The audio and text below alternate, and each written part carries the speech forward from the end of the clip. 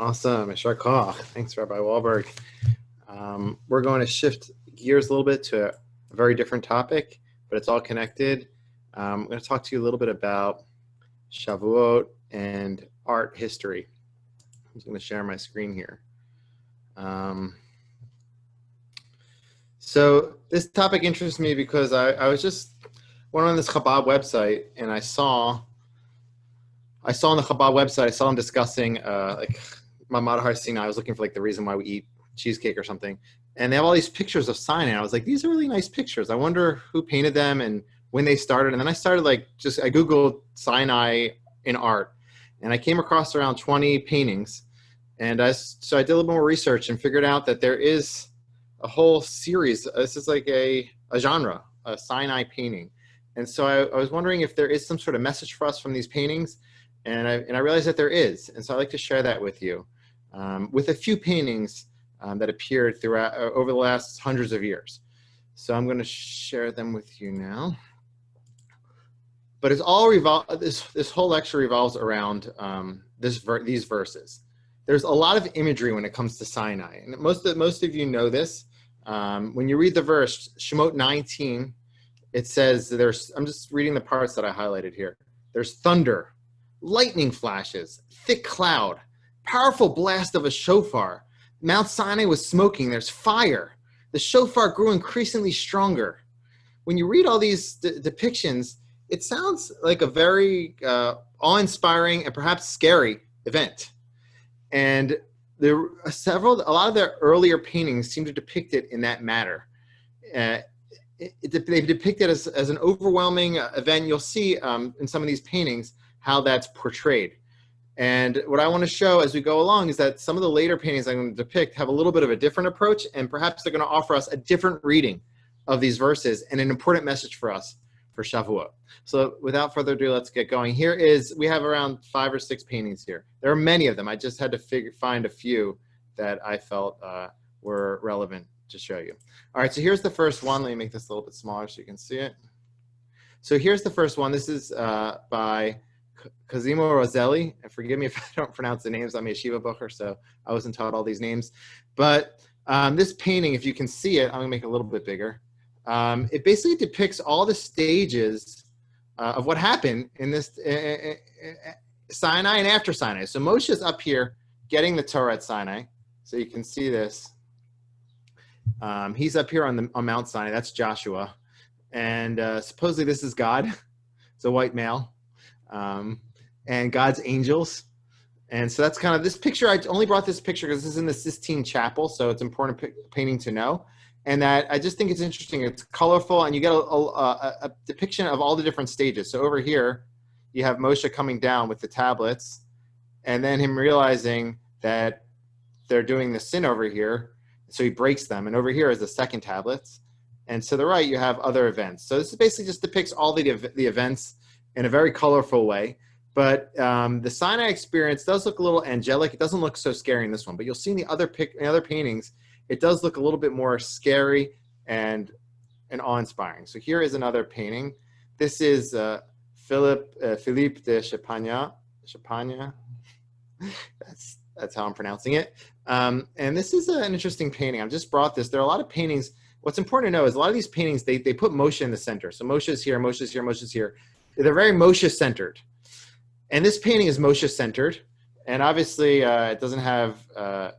it's not written in Hebrew here, the 10 Commandments. But the reason why I brought this, I just think it's a nice painting in the sense that, look at Moshe's face. The lighting the use of lighting is really special here. And his face, he kind of looks puzzled. I don't know, maybe you can write in the chat section, how do you think Moshe looks in this painting? I think he looks a little bit overwhelmed, like what is going on? Perhaps he looks enlightened. He has light is filling his face. And it just seems like, again, this depiction is Moshe standing in front of Sinai. I feel overwhelmed and just overcome by God's blessing and God's light. Let me just see what some people added in the chat. Tablets look like a paperback, not Charlton Heston's huge stones. Okay, well, I don't think they look like Charlton Heston's huge stones either. Okay, so I want to show you that. Here's another painting, which is I like this painting a lot. This is by Benjamin West, and it's from 1784. And What I like about, first of all, I like it because he actually studied in Philadelphia, and I'm from Philadelphia, but I don't think that's the only reason why I like it. I like this painting because it's really interesting to see Moshe's getting the tablets from heaven. He's very close to the people. Okay, now if you pay attention, the people here are all really scared, overwhelmed. Look at this individual over here. He just can't even look. It's too much for him. This one bowed down.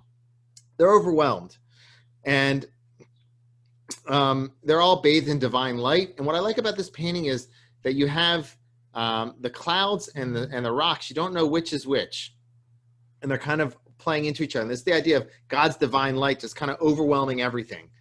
And so here also, it's a little bit kind of awe-inspiring. People are overwhelmed. And it said that the two of these individuals, I think this one and this one, help him paint the painting. So they made their appearance in here. So this painting is from 1895 to 1900. This is by Jean-Léon Gérôme. And if anybody knows, send a chat, put in the chat bar if you know what the Burning Man experience is. I think this was the first Burning Man ever. If anybody knows what that is. If you do, then you know what I'm talking about. It looks like a burning man on top of Sinai. This is like a weird painting in a way. But what I liked about this painting is also, again, it depicts the people down low here, also kind of like afraid, overwhelmed. Check this person out over here.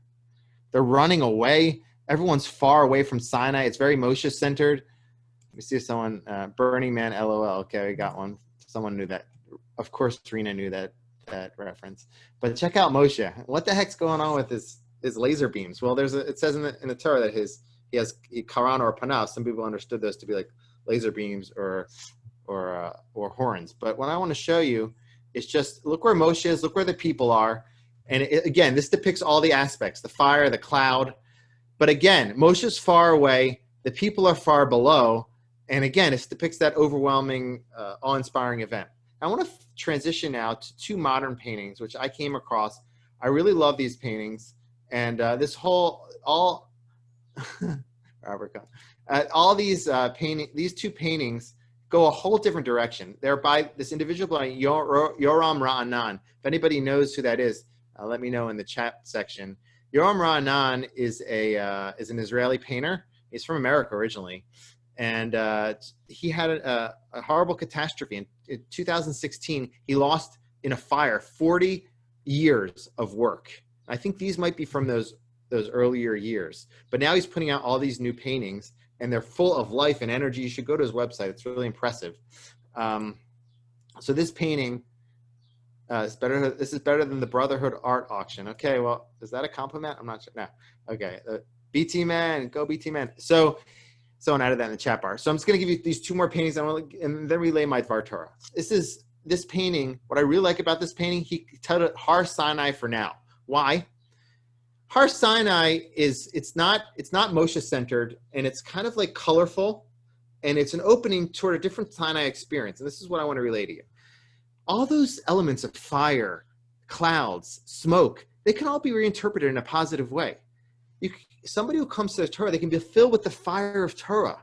They can have thunder. They have so much energy and light and power. Your Torah experience doesn't have to be scary. It can be full of energy, passion, and inner fire, inner connection. I think that kind of comes through in this painting. This painting he completed after 25 years. He finally completed it. And this next painting really brings this idea forward. I think it's beautiful. This painting is called Sinai 2. And pay attention to where the people are. The people are below, but they're part of Sinai. They're part of the Sinai experience. And the colors and the imagery and the shake, it almost looks like a shaky screen. It's to show that everybody's in that experience. And Moshe, where's Moshe? And where's Har Sinai? Everyone's together. They're all connected. And that's what I really liked about this picture, this painting, is that it relays this idea of Sinai from a whole different perspective. And it's colorful. And its people are pointing forward. They're not slouched over. And that's the idea that I want to relate to you about Shavuot. Shavuot, it's important to have that yirah, that fear. That's the basis of our connection to Torah. On the other hand, what we need today, I believe, is that connection, that passion, that love, that fire. And I think both of those experiences are highlighted in that portion of the Torah and in these different paintings that I brought forward in this presentation. So as you hopefully learn a little bit of Torah tonight, may it be one of passion, of connection, of love, and also of awe and God willing blessing for all of us. Chag Shavuot Sameach.